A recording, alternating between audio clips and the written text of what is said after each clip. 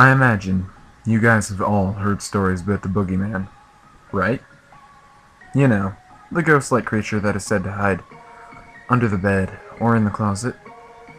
The monster that kids fear yet is dismissed as a legend when we grow older. Yeah, well, I'm afraid this story involves that figure.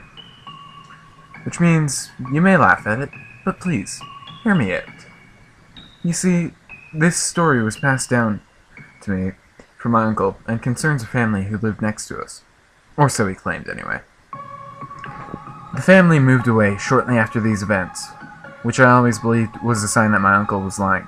Yet even to this day, the story creeps me out a little, and I've asked my parents if it was true. They've never said yes or no, but often look rather uncomfortable before changing the subject or telling me to stop being silly.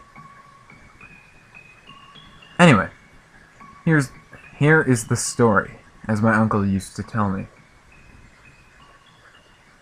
Kevin was an 8-year-old boy who lived at home with his mom and dad, who knew all too well the active imagination their son had. Ever since he was 3, he'd come running into their room at night, complaining about the boogeyman.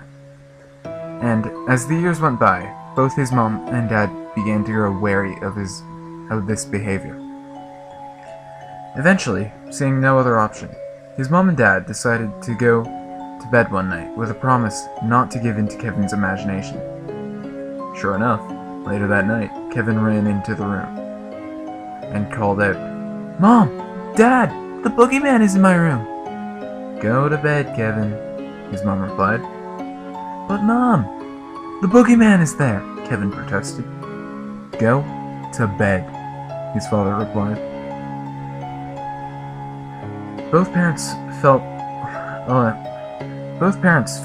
a little bad as their young son stood there, clearly not wishing to return to his room. Yet eventually, he departed and closed the door behind himself. "Are you sure we're doing the right thing?" Kevin's mom asked her husband. "He'll be alright. He needs to get over this," Kevin's dad replied. He seemed frightened. "I should go check," Kevin's mom replied, only for her husband to hold her back.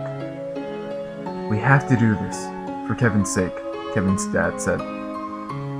Despite her reluctance, eventually Kevin's mom closed her eyes and went to sleep.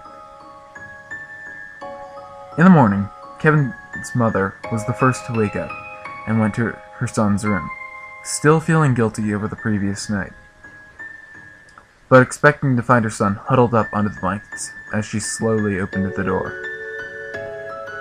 What followed was a horrible scream that woke Kevin's father with a start, and he rushed out of bed and into Kevin's room, where he soon fell to his knees alongside his wife as they gazed at a terrible sight.